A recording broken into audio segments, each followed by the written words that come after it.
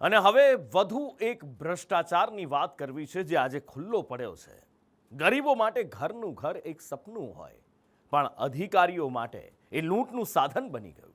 ગરીબોને ઘરનું ઘર મળે એ માટે શરૂ કરાઈ આવાસ યોજના, જેમાં કાગળ પર જ મકાન બની ગયા અને લાભાર્થીઓને સહાય પણ ચૂકવાઈ ગઈ. અને એ સહાય ક્યાં ગઈ ખબર છે? અધિકારીઓના ખિસ્સામાં. આ બન્યું છે જૂનાગઢના માંગરોળમાં, જ્યાં ઘરનું ઘર યોજના કૌભાંડનું ઘર બની ગઈ.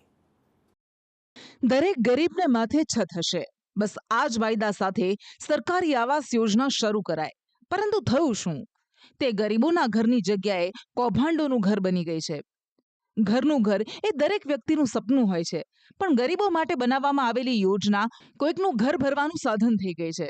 જેમને ઘર મળી ગયા હતા તેમને જ અમુક રકમ આપી બાકીની રકમ ચાઉં કરી જવાય. કાગળ પર જ મકાનો બતાવી દેવાય અને ગરીબોની સહાય ભ્રષ્ટાચારીઓ ગળી જાય. જૂનાગઢના માંગરોળમાં આવું જ થયું.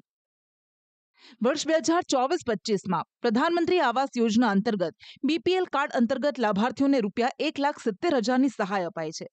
પરંતુ માંગરોળ તાલુકાના મોટા ભાગના ગામોમાં છેલ્લા 2 વર્ષ દરમિયાન 700થી વધારે આવાસ યોજનાના મકાનોમાં મોટા પાયે ગેરરીતિ કરાઈ. લાભાર્થીનો હક ભ્રષ્ટાચારીઓ ખાઈ ગયા. જેમની પાસે પાક્કા મકાન પહેલેથી જ હતા તેમના નામ બતાવી તેમને અમુક રૂપિયા મકાન બનાવ્યા વગર જ આપી દેવાના આક્ષેપ લાગ્યા છે. તો તેમને જે મકાન ફાળવાયા હતા તેના 1,70,000ની જગ્યાએ 1,10,000 જ અપાયા અને બાકીની રકમ ચાઉં કરી ગયા. જે મકાનો 2024-25માં બતાવવામાં આવ્યા એ પણ હતા તો 2014-15ના. આ પ્રધાનમંત્રી આવાસ યોજનામાં જે કૌભાંડ થયું છે એ તાલુકા આખામાં કૌભાંડ થયું છે. ટોટલ મકાન 700 મંજૂર થયા છે, એમાંથી 400 મકાનમાં અંદાજિત કૌભાંડ થયેલું છે. અને આ કૌભાંડમાં ગ્રામસેવક મકવાણા, એન્જિનિયર ચાવડા અને તલાટી કમ મંત્રીશ્રીઓ દરેક ગામના અને માંગરોળ તાલુકા વિકાસ અધિકારી, આ લોકોએ પાયામાંથી વ્યવસ્થિત એક ક્યાંય એ લોકો પકડાય ને એ રીતના કૌભાંડ કરેલું છે કે 2024-25માં જેના બીપીએલમાં નામ આવ્યા એ લોકોના ઓલરેડી મકાનો પહેલાથી બનેલા હતા, પાકા મકાનો હતા. ગ્રામ સેવકની ફરજમાં હતું કે જેના પાકા મકાનો હોય એને આ લાભ આપવાનો ન હોય, છતાં ગ્રામ સેવકોએ ખોટો સર્વે કરી અને જેના મકાનો બનેલા હતા એના જ બીપીએલમાં મકાનો મંજૂર કરાવી અને વ્યવસ્થિત એક મકાનના 40,000 રૂપિયા લઈ અને અંદાજિત 1 કરોડ અને 20 લાખનું કૌભાંડ કરેલું છે. આ મામલે માંગરોળના ધારાસભ્ય ભગવાનજી કરગઠિયાએ મુખ્યમંત્રીને રજૂઆત કરતા કૌભાંડ અંગે તપાસ કરાવવાની માંગ કરી. આવી ફરિયાદો મને મળેલી છે કે ભાઈ આમાં ગોલમાલ થઈ છે, એટલે મેં માનનીય મુખ્યમંત્રી છે ને રજૂઆત કરી છે અને મુખ્યમંત્રીજી દ્વારા તપાસના આદેશ પણ થયા છે. તપાસ થાય પછી ખબર પડે શું થયું છે. 667 મકાનો મારા મત વિસ્તારમાં બન્યા છે. કેટલો ભ્રષ્ટાચાર થયો, ક્યાં કર્યો એ હજી માલુમ નથી, પણ જ્યારે તપાસ પૂર્ણ થાય ત્યારે પછી ખ્યાલ આવશે. આ કૌભાંડની ગંધ આવતા સંદેશ ન્યૂઝ દ્વારા રિયાલિટી ચેક કરવા માંગરોળ તાલુકાના શેખપુર ગામની મુલાકાત લેવાય, જેમાં સામે આવ્યું કે 2014-15માં બનાવેલા મકાનોને જ વર્ષ 2024-25ના બતાવી દેવામાં આવ્યા.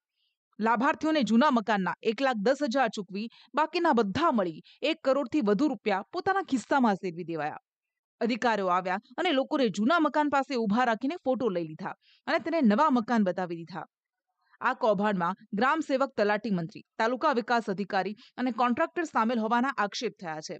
તો 2024માં અપાયેલા મકાનોમાં પણ લાભાર્થીઓને પૂરી સહાય નથી અપાઈ. તાજેતરમાં તો આવ્યા હતા.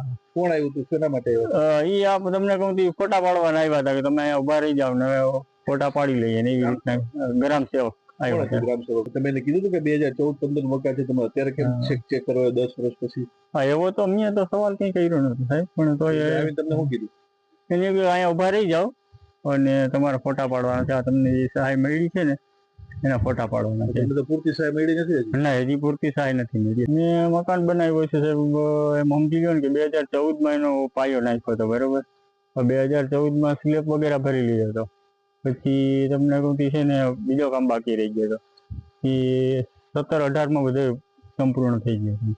કેટલી સહાય મળી ત્યારે તમને? સહાય એમ સમજી ગયો ને કે હજી ટોટલ પૈસા તો પૂરા થયા જ નથી. ટોટલ 1,80,000 આવે છે, એમાંથી હજી 40,000 જેવો હપ્તો બાકી છે, હજી મળ્યા નથી. ધારાસભ્યની રજૂઆત બાદ મુખ્યમંત્રી ભૂપેન્દ્ર પટેલે આ વિભાગ તેમની પાસે આવતો હોવાથી તપાસના આદેશ આપ્યા છે અને જૂનાગઢ નાયબ જિલ્લા વિકાસ અધિકારીએ આ અંગે તપાસ શરૂ કરી છે. સંદેશ ન્યૂઝને નાયબ જિલ્લા વિકાસ અધિકારી મીરા સોમપુરાએ કહ્યું કે નિષ્પક્ષ તપાસ કરી રિપોર્ટ તૈયાર કરાશે અને સીએમને સોંપાશે.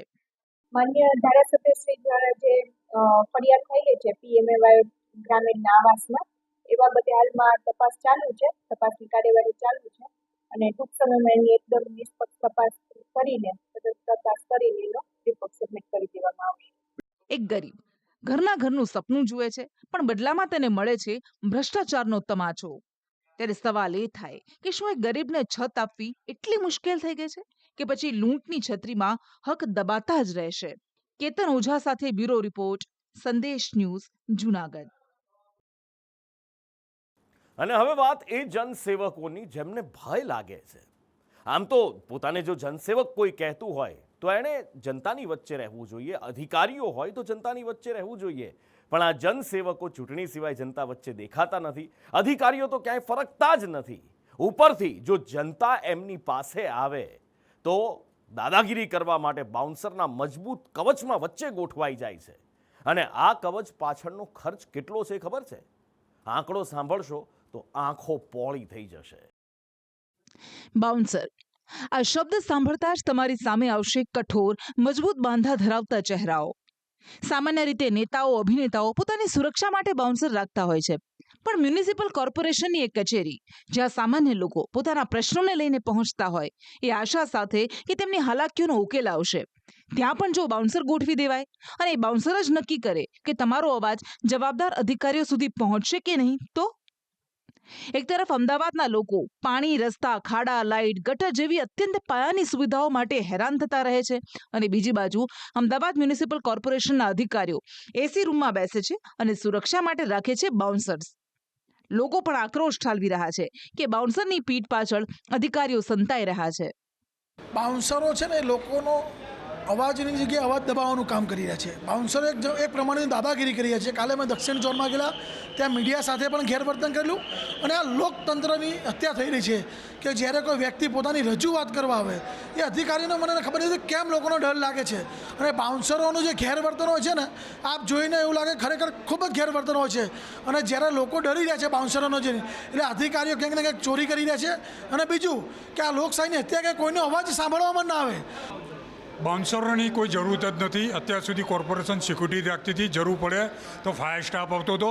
આ બાઉન્સરો તો એ લોકો જે ખોટા જાણે છે કે અમે આ ખોટું કરીએ છીએ, એટલે એમને ભય હોય છે કે આ ખરેખર ખોટું છે, એટલે આ જરૂર પડવાની. એટલે પબ્લિક ટેક્સ ભરે છે, પબ્લિક એના પ્રશ્નોની વાચા કે રજૂઆત માટે આવે છે અને સાચી રજૂઆત માટે આવે છે, તો આ બાઉન્સરોની ક્યાં વચ્ચે જરૂર છે? અમદાવાદમાં જ્યારે મીડિયાકર્મી લોકોના પ્રશ્નોને વાચા આપવા, સવાલના જવાબ મેળવવા એએમસી કચેરી પહોંચ્યા ત્યારે બાઉન્સર્સે તેમની સાથે ગેરવર્તન કર્યું, ધક્કામુક્કી કરી. આખરે આ મામલે કાર્યવાહી કરાઈ અને ડોક્સન સર્વિસીસ, શક્તિ પ્રોટેક્શન ફોર્સ નામની 2 બાઉન્સર એજન્સીને 50,000નો દંડ ફટકારાયો અને બંને એજન્સીના 4 બાઉન્સરને હટાવવાનો નિર્ણય લેવાયો. પણ પોતાને જનસેવક કહેતા અધિકારીઓએ તો લોકોની વચ્ચે જવું જોઈએ, તેમની હાલાકીનો જાતે તાગ મેળવવો જોઈએ. એની જગ્યાએ જનતા જ એમની પાસે ન પહોંચી શકે એવી વ્યવસ્થા કરી દેવાય છે. સવાલ થાય કે એવો તો એમને વળી શું ખતરો છે કે કરોડોનું આંધણ બાઉન્સર પાછળ કરી નાખ્યું? આ અમે નથી કહી રહ્યા, આંકડા કહી રહ્યા છે. અમદાવાદ કોર્પોરેશને 10 વર્ષમાં સિક્યોરિટી, બાઉન્સર પાછળ ₹244 કરોડનો ધુમાડો કરી નાખ્યો. અને એની જરૂર કેમ પડી? વિપક્ષે આક્ષેપ કર્યો છે કે તંત્રની નિષ્ફળતાને કારણે પ્રજાના આક્રોશથી બચવા અધિકારીઓને સિક્યોરિટી અને બાઉન્સરનો સહારો લેવો પડી રહ્યો છે. लेकिन वो प्राथमिक सुविधाएं ना देने के कारण जब जनता का आक्रोश होता है, उस आक्रोश से बचने के लिए बड़े बड़े तगड़े बाउंसरों का सहारा लेने की ज़रूरत अहमदाबाद म्यूनिसिपल कॉरपोरेशन के अधिकारियों को पड़ती है. जनता के टैक्स से अधिकारी मोटी बड़ी सैलरी तो लेते हैं, लेकिन जनता के लिए काम नहीं कर पाते. और वही दूसरी ओर वही जनता के पैसों से खुद की सिक्योरिटी के लिए बड़े तगड़े बाउंसरों को उनके कैबिनों के बाहर रखा जाता है. एएमसी की मुख्य बिल्डिंग के बाहर बाउंसर, जोनल कचहरी में बाउंसर, रिवर फ्रंट और कांकरिया जहाँ जनता घूमने जाती हो वहाँ बाउंसर, यहाँ तक के अस्पताल जहाँ पर जनता अपना इलाज कराने जाती हो वहाँ इलाज नहीं, लेकिन कहीं ना कहीं जनता को दुर्व्यवहार बाउंसरों के जरिए मिल रहा है. કોર્પોરેશન દ્વારા Kankaria lake front, Sabarmati riverfront, 7 ઝોનના બિલ્ડિંગ ઉપરાંત ગાર્ડન જેવી જગ્યાઓ પર 12 જેટલી વિવિધ સિક્યોરિટી એજન્સીઝ પાસેથી 1851 જેટલા સિક્યોરિટી અને બાઉન્સરની સેવા લેવાઈ રહી છે. 2023-24માં અધિકારીઓની સુરક્ષા પાછળ 44 કરોડ 10 લાખ રૂપિયા ચૂકવાયા, તો 2024-25માં 19 કરોડ 57 લાખ રૂપિયા ચૂકવવામાં આવ્યા. આ બધા જ પૈસા જનતાના છે. જોકે અમદાવાદ ડેપ્યુટી મ્યુનિસિપલ કમિશનર કહી રહ્યા છે કે કોઈક એવી જગ્યાઓ જ્યાં મજબૂત માણસની જરૂર હોય, પોલીસ ન પહોંચી શકે એમ હોય, એના માટે અમે બાઉન્સર રાખીએ છીએ. ટોટલ આપણે જે કોર્પોરેશનની અંદર સિક્યોરિટી ગાર્ડની વાત કરીએ તો લગભગ 2000થી 2200ની આસપાસ છે. એમાં 250 જેવા છે એ બાઉન્સર કક્ષાના રાખવામાં આવે છે. બાઉન્સર આપણે એટલા માટે રાખીએ છીએ કે જ્યાં સ્પેશિયલ પ્રકારની કામગીરી હોય, જેમાં થોડુંક મજબૂત માણસોની જરૂર હોય, એ બાબતમાં બાઉન્સરને આપણે રાખીએ છીએ. કીધું ને કે નિયંત્રણ મીન્સ કે જ્યારે પોલીસ પણ ઓછી પડતી હોય તો એની મદદમાં આપણે કોઈવાર બાઉન્સર પણ મૂકીએ છીએ. પણ હોસ્પિટલ્સથી માંડી કચેરીઓમાં આ બાઉન્સર્સની દાદાગીરીના અનેક ઉદાહરણ સામે આવી ચૂક્યા છે અને એની પાછળનું કરોડોનું આંધણ બતાવે છે કે કોર્પોરેશનને જેટલો રસ લોકોના કલ્યાણમાં નથી, એટલો જેને પોતાની સુરક્ષા માટે બાઉન્સર્સ ગોઠવવામાં છે. બ્યુરો રિપોર્ટ, સંદેશ ન્યૂઝ.